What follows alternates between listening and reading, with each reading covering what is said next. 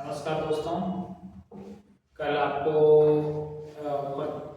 प्रकाश का तरंग सिद्धांत के बारे में आप लोगों को बताए थे और उसी क्लास को आज दूसरा पार्ट 2 आज हम बता रहे हैं। उसी क्लास को कंटिन्यू कर रहे हैं।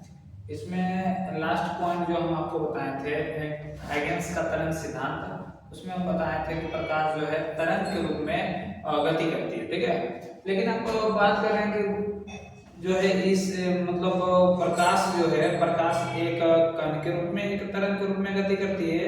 उसके बाद आ जाता है अगले पॉइंट तरंगाग्र। ठीक है, ये तरंगाग्र किसे कहते हैं, जैसे यहाँ लिख देते हैं तरंगाग्र। ठीक है, तरंगाग्र, इसको तरंगाग्र। ठीक है, तरंगाग्र जिसको हम लोग बोलते हैं, इसका इंग्लिश होता है वेव फ्रंट। वेव फ्रंट, ठीक है, वेव फ्रंट होता है। तरंगाग्र है क्या चीज? तो सबसे पहले आप लोग इसको देखिए कि क्या है तरंगाग्र। तो तरंगाग्र क्या है ये देखिए।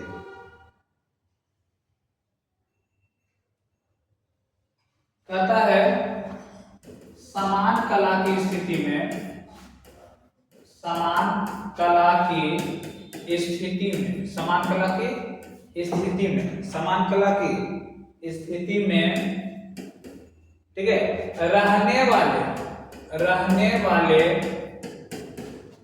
ईथर रहने वाले ईथर कणों, रहने वाले ईथर कणों, रहने वाले ईथर कणों को स्पर्श करने वाली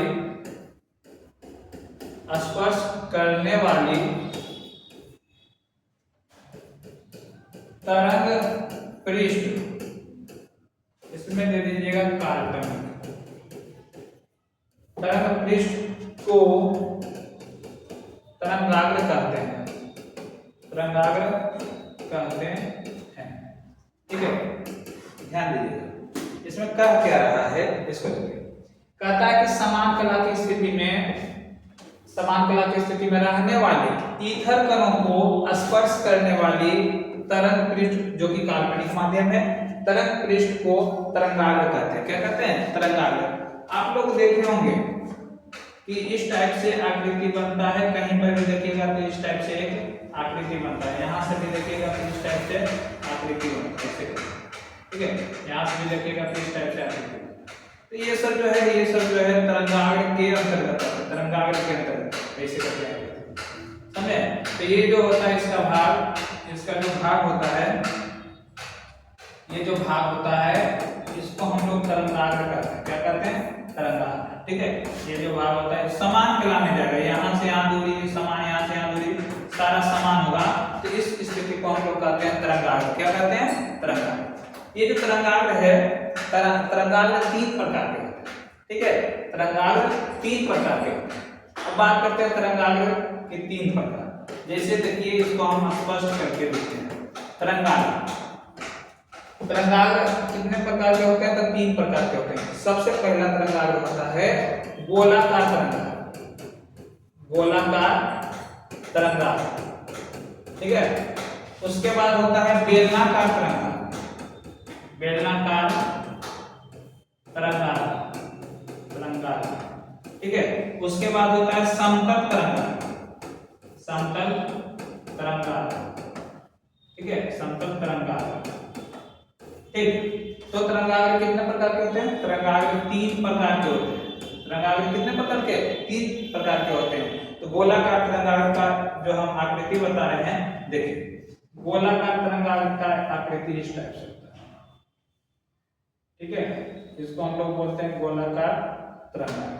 ठीक है, इसी टाइप से रहेगा आपका आकृति, इसको हम गोलाकार तरंगाग्र कहते हैं। मतलब एक बिंदु से ये निकलेगा, एक बिंदु से निकलेगा और समान दूरी से क्या करता है? फैलता है। जैसे कि हम पत्थर मारते हैं पानी में, एक शांत जल में अगर हम पत्थर मारते हैं तो एक विक्षोभ उत्पन्न होकर के बढ़ता है आगे की, वो हो गया। इसके बाद देखिए बात करते हैं इसका, तो इसमें तरंगाग्र इस टाइप से, ठीक है, एक रेखा छिद्र के अनुसार से इसमें बनेगा एक रेखा छिद्र के अनुसार, ठीक है। यहां से इसे देखो, तो यहां से जो रेखा छिद्र से उत्पन्न होगा तो इसको हम लोग कहते हैं, क्या कहते हैं, इसको हम बेलनाकार तरंगाग्र कहते हैं, बेलनाकार तरंगाग्र। अब बात करते हैं समतल तरंगाग्र। समतल तरंगाग्र क्या है? समतल तरंगाग्र देख लीजिए इसको क्या है। इस टाइप से लाइन रहेगा, इस टाइप से लाइन रहेगा, ठीक है, इस टाइप से। उसके बाद मतलब ऐसा हो जाता है, इतना गोलाकार हो जाता है, गोलाकार तरंगाग्र की आकृति ऐसा हो जाता है कि उसका एक टाइम जो है उसका सतह समतल दिखाई देता है। जैसे मान लीजिए कि एक गोला है, एक गोला ले लेते हैं, ठीक है, एक गोला यहाँ पर ले लेते हैं, तो इसका एक समय जो है ये भाग जो होता है, ये भाग समतल दिखाई देता है। इसी को हम लोग कहते हैं समतल तरंगाग्र। क्या कहते हैं? समतल तरंगाग्र कहते हैं, ठीक है। अब यहाँ बात कर रहे हैं कि तरंगाग्र क्या है, तो तरंगाग्र जो है समान कला की स्थिति में रहने वाले ईथर कणों को स्पर्श करने वाली तरंग पृष्ठ यानी काल्पनिक तरंग पृष्ठ को तरंगाग्र कहते हैं। तरंगाग्र कितने प्रकार के होते हैं? तरंगाग्र 3 प्रकार के होते हैं, गोलाकार तरंगाग्र, बेलनाकार तरंगाग्र और समतल तरंगाग्र, जो कि आपको आकृति के अनुसार से हम इसको समझाएंगे, ठीक है। जो गोलाकार तरंगाग्र होती है, गोलाकार तरंगाग्र एक बिंदु से समान कला की स्थिति में आगे की ओर बढ़ती है, और जो बेलनाकार तरंगाग्र होती है वो एक रेखा छिद्र, बारीक रेखा छिद्र से आगे बढ़ती है। और जो समतल तरंगाग्र होती है, समतल तरंगाग्र में एक गोलाकार तरंगाग्र की तरह ही होती है। गोलाकार तरंगाग्र इतना बड़ा होता है कि उसका एक सतह जो है समतल आकृति की होती है, ठीक है। तो इसीलिए इसको हम लोग को कहते हैं तरंगाग्र के 3 प्रकार, गोलाकार, बेलनाकार और समतल, ठीक है। अगर आपसे पूछेगा प्रश्न में कि तरंगाग्र किसे कहते हैं, तो हम बोलेंगे कि समान कला में, समान कला की स्थिति में रहने वाले ईथर कणों को स्पर्श करने वाली काल्पनिक सतह को, काल्पनिक तरंग पृष्ठ को तरंगाग्र कहते हैं। पूछेगा अगर ऑब्जेक्टिव में तरंगाग्र कितने प्रकार के होते हैं, तो ऑप्शन में अगर 3, 4, 5 रहे तो हमको 3 में लगाना है, गोलाकार तरंगाग्र, बेलनाकार तरंगाग्र और समतल तरंगाग्र, ठीक है। अगर इसमें कोई दिक्कत है आप पूछ सकते हैं, कोई समस्या अगर है तो कमेंट के माध्यम से पूछ सकते हैं, ठीक है। आप लोग 3C क्लासेस हर्षी यूट्यूब पर जाकर सब्सक्राइब करें, आपको नए नए वीडियो आएंगे, जिससे आपको बिहार बोर्ड 12th एग्जाम में बहुत ही आसानी होगी समझने में और पढ़ने में, ठीक है। ध्यान दीजिए, लिख लिए हम लोग, लिख लीजिए इसको।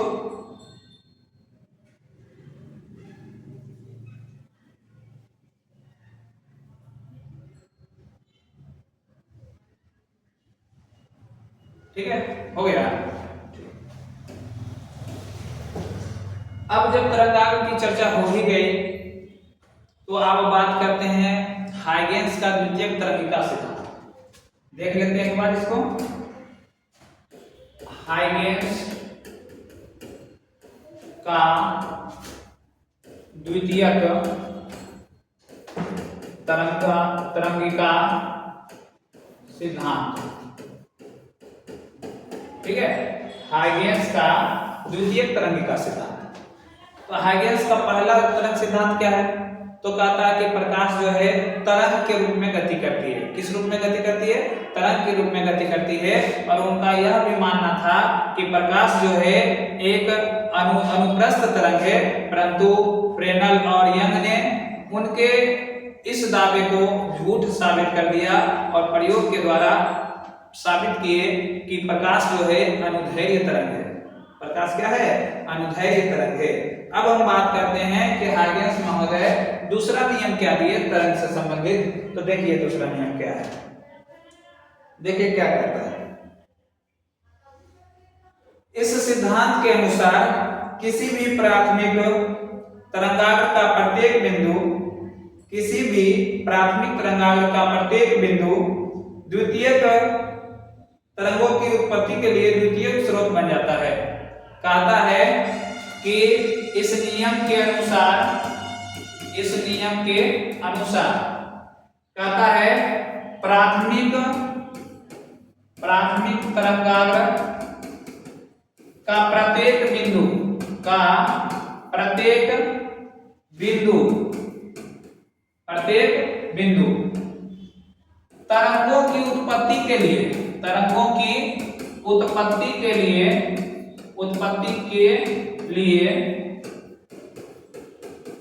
द्वितीयक स्रोत बन जाता है, द्वितीयक स्रोत बन जाता है, द्वितीयक स्रोत बन जाता है, ठीक है, द्वितीयक स्रोत बन जाता है, ठीक है। ध्यान दीजिए कि कह क्या रहे हैं हाइगेंस महोदय, पहला नियम तो दिए ही, पहला नियम में भी कुछ खामियां रह गई।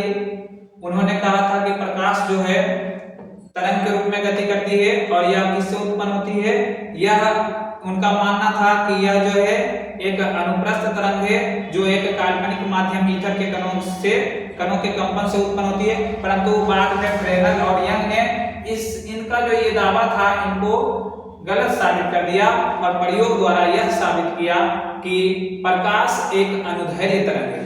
फिर उसके बाद हाइगेंस महोदय ने एक दूसरा नियम प्रतिपादन किया और इस नियम के अनुसार क्या कहता है कि प्राथमिक तरंगाग्र का प्रत्येक बिंदु, प्राथमिक तरंगाग्र का प्रत्येक बिंदु तरंगों की उत्पत्ति के लिए द्वितीयक स्रोत बन जाता है। क्या बन जाता है? द्वितीयक स्रोत बन जाता है। इसे हम हाइगेंस का द्वितीयक तरंगिका सिद्धांत कहते हैं। इसे हम हाइगेंस का कौन सिद्धांत कहते हैं? द्वितीयक तरंगिका सिद्धांत कहते हैं। और इस सिद्धांत को आप लोग का इस सिद्धांत जो है एग्जाम की दृष्टि से आप लोगों के लिए बहुत ही इंपॉर्टेंट है, आ सकता है परीक्षा में, ठीक है। कभी कदार ये भी देता है कि क्या है हाइगेंस का द्वितीयक तरंगिका सिद्धांत किसे कहते हैं, तो हम इस टाइप से हम इसको डिफाइन कर सकते हैं, ठीक है। कोई समस्या इसमें? अगर कोई समस्या है तो आप बोलिए, कमेंट के माध्यम से आप हमसे संपर्क कीजिए। एक से एक हम आपको संक्षिप्त में नियम को समझा देंगे और उसके बाद याद करवा देंगे। याद करने की गारंटी है मेरा, ठीक है। देख लीजिए इसको।